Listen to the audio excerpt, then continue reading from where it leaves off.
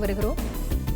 கல்லூரி மாணவரை நிர்வாணப்படுத்தி வீடியோ எடுத்து சீனியர் மாணவர்கள் கொடுமை செய்ததாக சென்னை மடிப்பாக்கம் காவல் நிலையத்தில் புகார் மனுவானது அளிக்கப்பட்டிருக்கிறது. தனியார் கல்லூரியில் பொறியியல் பயிலும் மாணவரை அடித்து நிர்வாணப்படுத்தியும் பணம் கேட்டும் சீனியர் மாணவர்கள் கொடுமைப்படுத்தியதாக புகார் மனுவானது அளிக்கப்பட்டிருக்கக்கூடிய அண்மை செய்திகளை நாம் பார்த்து வருகிறோம்.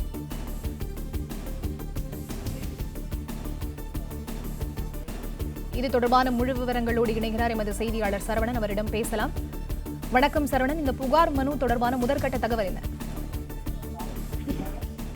கடந்த நவம்பர் மாதம் கோவை மாவட்டத்துல ஒரு தனியார் பொறியியல் கல்லூரியில இதுபோன்ற ஜூனியர் மாணவரை பணம் கேட்டு மொட்டையடித்து அவரை ராகிங் செய்து கொடுமைப்படுத்தியதாக ஒரு புகார் எழுந்து 7 மாணவர்கள் சீனியர் மாணவர்கள் கைது செய்யப்பட்ட சம்பவம் தமிழகம் முழுவதும் பெரும் அதிர்ச்சியை ஏற்படுத்திய சம்பவமாக இருந்தது. இதனைத் தொடர்ந்து ஒரு இரு கல்லூரிகளிலும் இது போன்ற சம்பவங்கள் நடந்தது.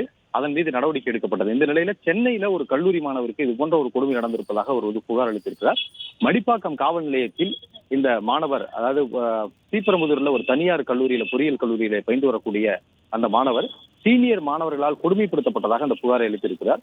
புலிவாக்கத்தை சேர்ந்த அந்த மாணவர் ஸ்ரீபெரும்புதூர்ல அந்த கல்லூரியிலே பயின்று வருகிறார். தனது பெண் தோழியை விமான நிலையத்தில் விட்டு வருவதற்காக அவர் காரிலே சென்ற பொழுது அப்பொழுது உடன் சீனியர் மாணவர்கள் ஒரு சிலரும் வந்ததாகவும், அப்பொழுது இருவரையுமே அந்த சீனியர் மாணவர்கள் கிண்டல் செய்ததோடு அந்த மாணவியை, அதாவது இந்த தோழி, இந்த மாணவர்களுடைய பெண் தோழியை கீழே இறக்கி விட்டுவிட்டு இந்த மாணவரை மட்டுமே அவரை அடித்து துன்புறுத்தியதாகவும், பிறகு நிர்வாணப்படுத்தி வீடியோ எடுத்ததாகவும், அந்த வீடியோவை வைத்து அவரிடம் பணம் கேட்டு மிரட்டியதாக அந்த புகாரில் கூறப்பட்டிருக்கிறது.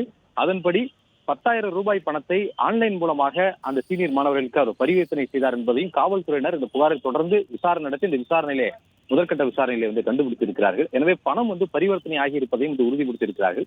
எனவே பாதிக்கப்பட்ட மாணவர் கொடுத்த புகாரின் அடிப்படையில் தொடர்ந்து விசாரணை நடத்தப்பட்டு வருவதாகவும், மடிப்பாக்கம் போலீசார் இந்த விசாரணையை மேற்கொண்டு வருவதாகவும் கூறப்படுகிறது.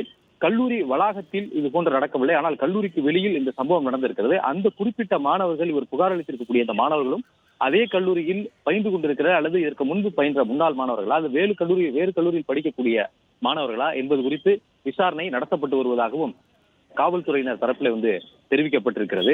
இதில் ராகிங் வைத்துதான், ராகிங் மூலமாகத்தான் நடந்தது, ஒரு கொடுமை நடந்ததா, அல்லது இவர்களுக்குள் ஏதேனும் வேறு எதுவும் முன்விரோதமோ அல்லது வேறு எதுவும் காரணத்திற்காக இது போன்று அவர்கள் பணம் பறித்தார்களா என்ற கோணத்திலும் விசாரணை நடத்தப்பட்டு வருவதாகவும் காவல்துறையினர் தெரிவித்துள்ளனர். விவரங்களுக்கு நன்றி சரவணன்.